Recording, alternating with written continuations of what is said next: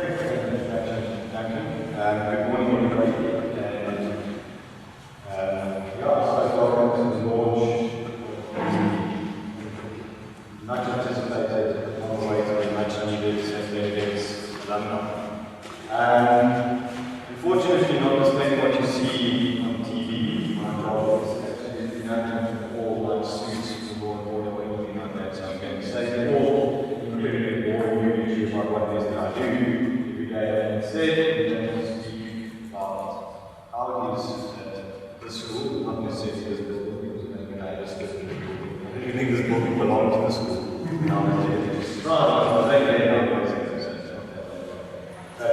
What the school did for me in terms of my career and continues to do each and every single day. As Duncan mentioned, I matriculated in 2005 from St Benedict College. And the one sort of resounding memory I have of the school is that it is an incredibly difficult school. It's a difficult school because the school does not promote mediocrity. It's not interested in mediocrity. It pushes each and every single boy that comes through its doors to be the most that they can be. That doesn't mean that every boy has to be an A student or they are a failure as a student. It doesn't mean that every boy needs to train a first. It just means that every boy needs to be the best boy that they can be. And the one thing that I think standing here has shown us, and that I've never had made, you hear all the stuff from the song, founded and created, and those things. I knew nothing about the history of the school. I knew nothing about the history of the school being in place, which broke boundaries and pushed limits in terms of the Vega legislation. Nothing about, class segregation, black students with that. I went to St Benedict College. The school was something completely different. I took about a huge number of black students in my class, but there were 4 of them, which was quite a lot, which was over 1 number. But, the one thing that seems to be coming straight through across all of the speeches that I've had so far today is this incredible success that each student has. I mean, you've got somebody who came from a very difficult background and is now in charge of making policies to fight corruption, which in and of itself is an achievement. You've got an Olympic athlete who didn't compete in the Olympics, he succeeded in the Olympics. You have people who head up major corporations. All of these people pass on to school. All of these people achieve different academic results through the school. Now, how can it be that notwithstanding that each of these people is not necessarily the best academic, each of these people has gone on to be somebody who, if you look at it in the grand sense of things, if you look at it in terms of the school, that apparently at the moment has a maximum capacity of 1,500 students. How is it that people who came from a small, modest, humble school ended up achieving the best that they did, especially when one considers that the school is not always 1,500 people? And I think that comes from the leadership of the school. I was blessed throughout my time at St Benedict College to have the most amazing things. When I was in the primary school, with Ray Roberts, who I think most people were incredibly scared of, very, very tough one, very, very who took nothing with no leadership, no punches with anyone. But the one thing that she did do from a very young age was she taught you responsibility and accountability. 2 values which today, I think if we had more of our society as a whole, it would be worse. But not only responsibility and accountability, standing in good stead each and every day. Once I graduated out of primary school, I was fortunate enough to have another incredible leader for Sean Gagan. Mrs. Roberts was that man. Sean Gagan is that man.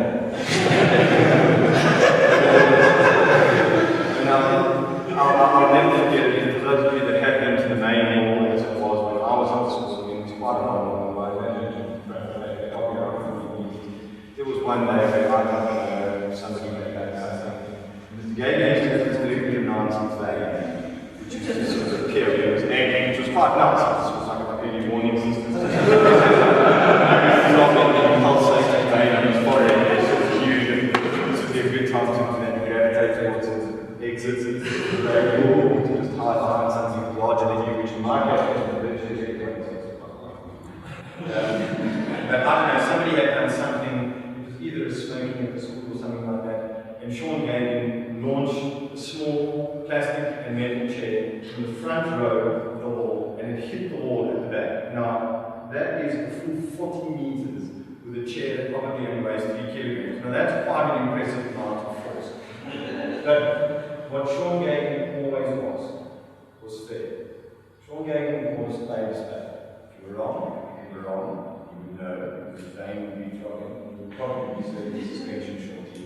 But if you were right, and he was wrong, he would admit that as well, which is another incredible quality as a leader. It's another incredible lesson that I learned at the school, which is that it doesn't matter what position you hold, it doesn't matter what position the person you're speaking to holds. At the end of the day, what's right is right. Your position doesn't give you the right to be right.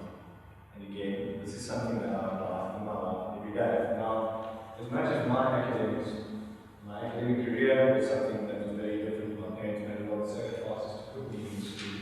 I like to think that I used those opportunities to the best of my ability. I think that the reason for my academic success is because by the time I got to university, by the time I went to work, being outstanding, being remarkable, was not an new feeling. It was an absolutely common feeling. It was something that I felt every single day. Because at St Benedict, and I can only speak for the school, I can't speak for other schools, but at St Benedict, if you achieve something, those achievements in those against your name.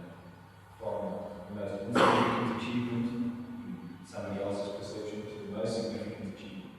Didn't matter. There was a culture of recognizing and promoting brilliance. And again, that is something that when I look around the school today and I hear what other people have to say about what it is that they've done with their lives, it's something that you can see must be a bedrock. There's that old analogy, there's nothing, sort of metaphors, everyone knows them about, having a solid foundation and doing all of those things. And I think this is a very good example of what that really means. Here are people who have a solid foundation. It doesn't make a difference. If the foundation is correct, the rest of it comes natural. And the thing that I find the most remarkable thing out of all of this is looking around the hall, I see St Benedict's people. I have yet to encounter outside my own grade, people that I was at school, somebody who went to St Benedict's. Now, some people might say, well, that's very shocking, where were the St Benedict's people? Well, to be honest, they're probably above my pay grade for the moment, that's why I haven't encountered them. The point is that, and the reason that I want to say thank you to Carlo, Duncan, to Sage, to Jared Kennedy, to all of the people that are involved in everyone, in setting up this Alumni, is that it is such an incredible benefit if you have these people, if you have 300 people out there who have all gone into different things, but who all share this common thread. It is such an incredible advantage to have in terms of business. And honestly, this Alumni Society is something which I was invited to speak here today. Flattery aside, it was something which I looked forward to since the day I got into the evening, because of the fact that it gives us all an opportunity to network with people that we might meet. The one thing that I find the most important, that I also, we study all these things and pick up a basic understanding of Latin is even more pointless than which we can't. Nobody speaks Latin anymore, but I can people do that. They'll teach all of these good things. One thing that they never teach you, and it's the most important lesson that I learned going through my career, is that at the end of the day, people are your business. It makes no difference. Look, for me, especially I'm a lawyer, I spend time, I need people, I have a job, etc. But irrespective of all of it, if you're an engineer, you need people, and you need people skills. If you're a salesman, you need people, and you need people skills. Across all of these things, they don't tell you that you need them. Now, what an incredible advantage for me to have all of these people that I see in front of me now. And without having to worry about what do I say to them, how do I speak to them, what do we have in common, at the end of the day, I can walk up to them and say, you go to St Benedict. Yes, I did. Well, funny that, so do I. What do you remember about the school? What is it that you do?